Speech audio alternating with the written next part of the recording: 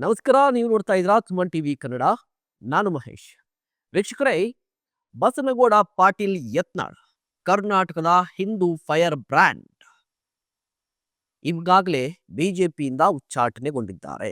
6 ವರ್ಷಗಳ ಕಾಲ ಬಿಜೆಪಿಯಿಂದ ಉಚ್ಚಾಟನೆಗೊಂಡಿದ್ದಾರೆ. ಅವರು ಮರಳಿ ಬಿಜೆಪಿಗೆ ಬರ್ತಾರಾ ಅನ್ನುವಂತಹ ಪ್ರಶ್ನೆ ನಡುವೆ ಇಲ್ಲ ಅವರು ಹೊಸ ಪಕ್ಷವನ್ನ ಕಟ್ತಾರೆ ಅನ್ನುವಂತಹ ಮಾತು ಕೇಳಿ ಬರ್ತಾ ಇತ್ತು. ಈಗ ಸ್ವತಃ ಬಸನಗೌಡ ಪಾಟೀಲ್ ಯತ್ನಾಳ್ ಅವರೇ ಹೊಸ ಪಕ್ಷವನ್ನ ಕಟ್ತೀನಿ, ನಾನೇ ಸಿಎಂ ಆಗ್ತೀನಿ ಅಂತ ಹೇಳಿ ಹೇಳಿಕೆಯನ್ನ ಕೊಟ್ಟಿದ್ದಾರೆ.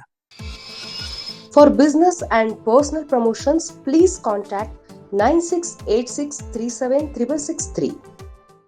ಹಾಗಾದ್ರೆ ಬಸನಗೌಡ ಪಾಟೀಲ್ ಯತ್ನಾಳ್ ಅವರು ಹೊಸ ಪಕ್ಷವನ್ನ ಯಾವಾಗ ಕಟ್ತಾರೆ, ಆ ಪಕ್ಷದ ಹೆಸರು ಏನಾಗಿರುತ್ತೆ, ಜೊತೆಗೆ ಹೊಸ ಪಕ್ಷವನ್ನ ಕಟ್ಟಿ ಕರ್ನಾಟಕದಲ್ಲಿ ಸಕ್ಸಸ್ ಕಂಡವರು ಯಾರು, ಹೊಸ ಪಕ್ಷ ಕಟ್ಟೋದು ಅಷ್ಟು ಸುಲಭನ, ಈ ಎಲ್ಲದರ ರಿಪೋರ್ಟ್ ಅನ್ನ ನಾನಿವತ್ತು ನಿಮಗೆ ಕೊಡ್ತಾ ಹೋಗ್ತೀನಿ. ಅದಕ್ಕೂ ಮುನ್ನ ನೀವಿನ್ನು ನಮ್ಮ ಚಾನಲ್ ಅನ್ನ ಸಬ್ಸ್ಕ್ರೈಬ್ ಮಾಡಿಲ್ಲ ಅಂದ್ರೆ ದಯವಿಟ್ಟು ಈ ಕೂಡಲೇ ಸಬ್ಸ್ಕ್ರೈಬ್ ಮಾಡಿ. ಬಸನಗೌಡ ಪಾಟೀಲ್ ಯತ್ನಾಳ್ ಅಂತ ಹೇಳಿದ್ರೆ ಸದ್ಯ ರಾಜ್ಯ ರಾಜಕಾರಣದಲ್ಲಿ ಒಂದಿಷ್ಟು ವಿವಾದವನ್ನ ಮಾಡಿಕೊಳ್ಳುವಂತಹ ನಾಯಕ. ತಮ್ಮ ಹೇಳಿಕೆಗಳ ಮೂಲಕ ವಿವಾದಕ್ಕೆ ಕಾರಣರಾಗ್ತಾನೆ ಇರ್ತಾರೆ. ಅದರಲ್ಲೂ ಕೂಡ ಬಿಜೆಪಿಯಲ್ಲಿರುವಂತಹ ವಿರೋಧ ಪಕ್ಷದ ನಾಯಕ ಯಾರು ಅಂತ ಹೇಳಿದ್ರೆ ಬಸನಗೌಡ ಪಾಟೀಲ್ ಯತ್ನಾಳ್. ಕಾರಣ, ತಮ್ಮದೇ ಪಕ್ಷದ ವಿರುದ್ಧ ಪದೇ ಪದೇ ಹೇಳಿಕೆಗಳನ್ನ ಕೊಡ್ತಾ ಇದ್ರು. ಮುಖ್ಯವಾಗಿ ತಮ್ಮ ಪಕ್ಷ ಅನ್ನೋದಕ್ಕೆ ಮಿಗಿಲಾಗಿ BS ಯಡಿಯೂರಪ್ಪನವರ ಕುಟುಂಬದ ವಿರುದ್ಧ, BS ಯಡಿಯೂರಪ್ಪನವರ ವಿರುದ್ಧ ಪದೇ ಪದೇ ಆರೋಪವನ್ನ ಮಾಡ್ತಾ ಇದ್ರು. ನೋಡಿ, ವಿಜಯೇಂದ್ರ ಅವರು ರಾಜ್ಯಾಧ್ಯಕ್ಷರ ಆದ ಬಳಿಕ ಬಸನಗೌಡ ಪಾಟೀಲ್ ಯತ್ನಾಳ್ ಅವರು ಬಹಿರಂಗವಾಗಿ ಟೀಕೆ ಮಾಡ್ತಾ ಇದ್ರು. ಭ್ರಷ್ಟ, ಯಡಿಯೂರಪ್ಪನವರು ಭ್ರಷ್ಟಾಚಾರದಲ್ಲಿ ತೊಡಗಿದ್ರು, ಯಡಿಯೂರಪ್ಪನವರ ಸಹಿಯನ್ನ ಅಥವಾ ಸೈನನ್ನ ವಿಜಯೇಂದ್ರ ನಕಲಿ ಮಾಡಿ ಭ್ರಷ್ಟಾಚಾರವನ್ನ ಮಾಡಿದ್ದಾನೆ ಅಂತ ಹೇಳಿ ಈ ಭ್ರಷ್ಟಾಚಾರದ ಆರೋಪಗಳನ್ನ ಮಾಡ್ತಾ ಇದ್ರು. ಮತ್ತೆ ಬೊಮ್ಮಾಯಿ ಅವರು 2,000 ಕೋಟಿಯನ್ನ ಕೊಟ್ಟು ಸಿಎಂ ಆಗಿದ್ದಾರೆ.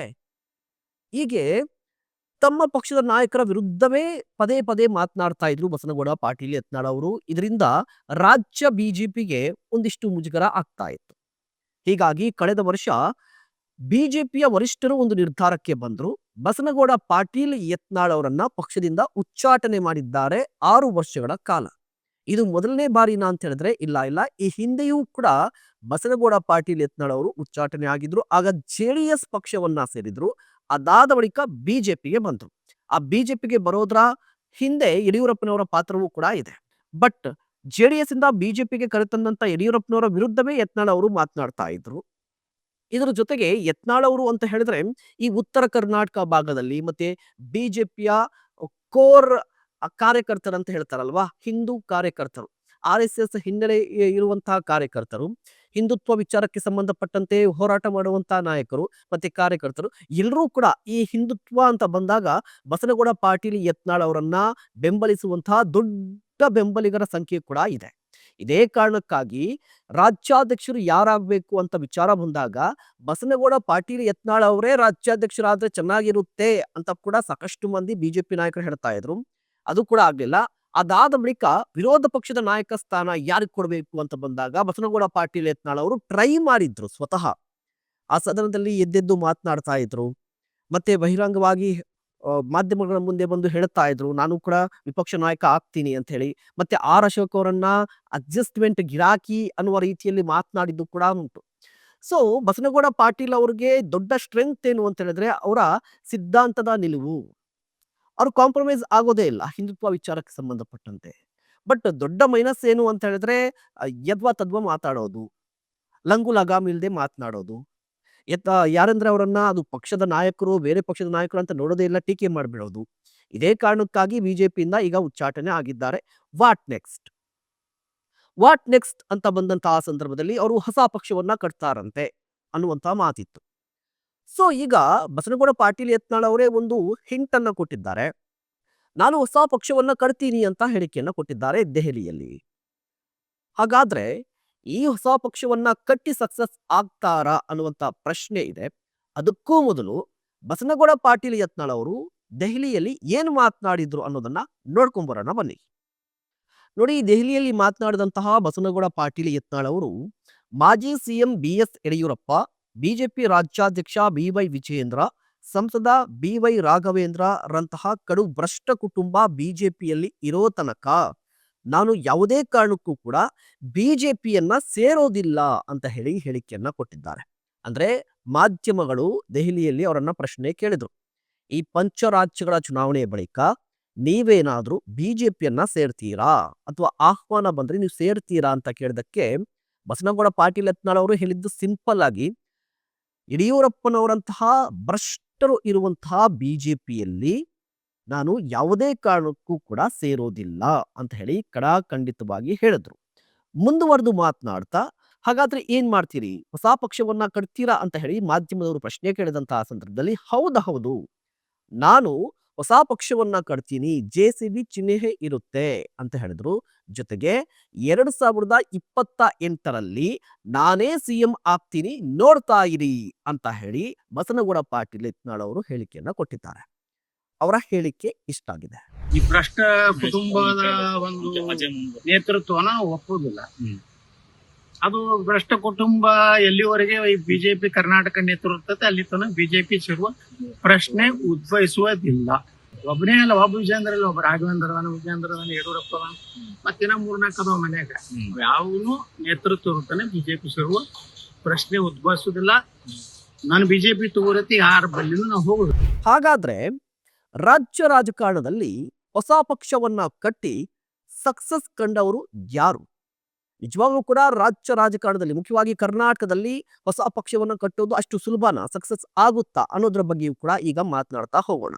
ನೋಡಿ, ರಾಜ್ಯ ರಾಜಕಾರಣವನ್ನ ನೋಡಿದಂತಹ ಸಂದರ್ಭದಲ್ಲಿ ಈ 80s ಆಗಿರ್ಬೋದು, 90s ಆಗಿರ್ಬೋದು, 2000 ಮತ್ತು 2010 ಮತ್ತು 2020 ಈ ಅವಧಿಯಲ್ಲಿ ಆಗಿಂದಾಗೆ ರೆಬಲ್ಗಳಾಗಿ ಹೊಸ ಪಕ್ಷಗಳನ್ನ ಅಥವಾ ಪ್ರಾದೇಶಿಕ ಪಕ್ಷಗಳನ್ನ ಸಾಕಷ್ಟು ಮಂದಿ ಕಟ್ಟಿದ್ದಾರೆ. ನಾನು ತುಂಬಾ ಹಿಂದೆ ಏನು ಹೋಗಲ್ಲ, ಬಟ್ ನೆನಪಿಗೆ ಇರುವಂತಹ ಮಟ್ಟಿಗೆ ಈ 90s ಮತ್ತೆ 20s ಇದರ ಮಧ್ಯದಲ್ಲಿ ಯಾರ್ಯಾರು ಹೊಸ ಪಕ್ಷವನ್ನ ಕಟ್ಟಿದ್ರು, ಎಷ್ಟರ ಮಟ್ಟಿಗೆ ಸಕ್ಸಸ್ ಕಂಡಿದ್ದಾರೆ ಅನ್ನೋದನ್ನ ನೋಡ್ತಾ ಹೋಗೋಣ. ನೋಡಿ, ಹೊಸ ಪಕ್ಷ ಅಥವಾ ಪ್ರಾದೇಶಿಕ ಪಕ್ಷವನ್ನ ಕಟ್ಟಿ ಕೊಂಚ ಮಟ್ಟಿಗೆ ಏನಾದ್ರೂ ಸಕ್ಸಸ್ ಕಂಡಿದ್ರೆ ಅದು JDS ಪಾರ್ಟಿ ಮಾತ್ರ. ದೇವೇಗೌಡರು JDS ಪಾರ್ಟಿಯನ್ನ ಕಟ್ಟಿದ್ದು, ಅದನ್ನ ಬೆಳೆಸಿದ್ದು, ಈಗ ಅಸ್ತಿತ್ವದಲ್ಲಿ ಇರೋದು, ಇದೆಲ್ಲವೂ ಕೂಡ ಕಂಪ್ಲೀಟ್ ಆಗಿ ಹೇಳೋದಾದ್ರೆ ನಭೂತೋ ಭವಿಷ್ಯತಿ ಅಂತ ಹೇಳಿ. ಯಾಕೆ ಅಂತ ಹೇಳಿದ್ರೆ, ದೇವೇಗೌಡರಿಗಿಂತ ದೊಡ್ಡ ಮಾಸ್ ಲೀಡರ್ಗಳು ಇದ್ರು, ದೇವೇಗೌಡರಿಗಿಂತ ದೊಡ್ಡ ಮಟ್ಟಿಗೆ ಜಾತಿ ಬಲ ಇದ್ದಂತ ನಾಯಕರು ಕೂಡ ಇದ್ರು. ಬಟ್ ಯಾರು ಕೂಡ ಹೊಸ ಪಕ್ಷವನ್ನ ಕಟ್ಟಿ ಗಟ್ಟಿಯಾಗಿ ನಿಲ್ಲಿಲ್ಲ ದೇವೇಗೌಡರನ್ನ ಹೊರತುಪಡಿಸಿ. ದೇವೇಗೌಡರು ಹೊಸ ಪಕ್ಷವನ್ನ ಕಟ್ಟಿದ್ದು ಮಾತ್ರ ಅಲ್ಲ, ಅಧಿಕಾರವನ್ನು ಕೂಡ ನಡೆಸಿದ್ರು. ಈಗಲೂ ಕೂಡ JDS ಅಂತ ಹೇಳಿದ್ರೆ ಹಳೆ ಮೈಸೂರು ಭಾಗದಲ್ಲಿ ತುಂಬಾ ಗಟ್ಟಿಯಾಗಿದೆ, ಉಸಿರಾಡ್ತಾ ಇದೆ. ನೆಕ್ಸ್ಟ್ 2028ರ ಎಲೆಕ್ಷನ್ ಅಲ್ಲಿ ಏನಾಗಬಹುದು ಗೊತ್ತಿಲ್ಲ, ಕಿಂಗ್ ಮೇಕರ್ ಅಂತೂ ಆಗುತ್ತೆ ಅನ್ನುವಂತ ವಿಶ್ಲೇಷಣೆಗಳಿವೆ. ಸೊ JDS ಅನ್ನ ಹೊರತುಪಡಿಸೋಣ, ಬೇರೆ ಪಕ್ಷಗಳ ಕತೆ ಏನು ಅಂತ ನೋಡೋದಾದ್ರೆ, ನೋಡಿ, ಹಿಂದುಳಿದ ವರ್ಗಗಳ ಅತಿ ದೊಡ್ಡ ನಾಯಕರು ಅಂತ ಬಂದಾಗ ದೇವರಾಜ ಅರಸು ಅವರ ಹೆಸರು ಬರುತ್ತೆ. ಅದಾದ ನಂತರ ಎಸ್ ಬಂಗಾರಪ್ಪನವರು ಕೂಡ ಹೊಸ ಪಕ್ಷವನ್ನ ಕಟ್ಟಿದ್ರು, ಬಟ್ ಸಕ್ಸಸ್ ಕಾಣಲಿಲ್ಲ. ದೊಡ್ಡ ಮಾಸ್ ಲೀಡರ್ ಬಂಗಾರಪ್ಪನವರು ಆಗ್ಲಿಲ್ಲ. ಅದಾದ ಬಳಿಕ ಸಿದ್ದರಾಮಯ್ಯನವರು ಕೂಡ ಆ ಅವಕಾಶ ಇತ್ತು. JDS ನಿಂದ ಉಚ್ಚಾಟನೆ ಆದ ಬಳಿಕ ಸಿದ್ದರಾಮಯ್ಯನವ್ರಿಗೂ ಕೂಡ ಅವಕಾಶ ಇತ್ತು. ಅವರು ಕೂಡ ಒಂದಿಷ್ಟು ಪ್ರಯತ್ನವನ್ನ ಪಡ್ತಾ ಇದ್ರು. ಆ ಹಂತದಲ್ಲಿ ಕಾಂಗ್ರೆಸ್ ಸೇರ್ಕೊಂಡ್ರು, ಅದು ಬೇರೆ.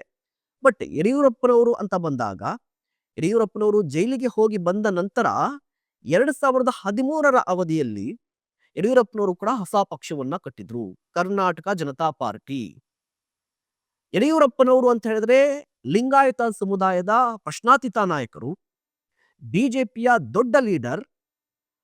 ಹಣ ಇತ್ತು, ಜನಬೆಂಬಲವೂ ಇತ್ತು, ಎಲ್ಲವೂ ಇತ್ತು, ಜಾತಿ ಇತ್ತು, ಎಲ್ಲವೂ ಇತ್ತು. ಬಟ್ ಹೊಸ ಪಕ್ಷವನ್ನ, ಪ್ರಾದೇಶಿಕ ಪಕ್ಷವನ್ನ ಕಟ್ಟಿ ಸಕ್ಸಸ್ ಆದ್ರ ಅಂತ ಹೇಳಿದ್ರೆ ಆಗ್ಲಿಲ್ಲ.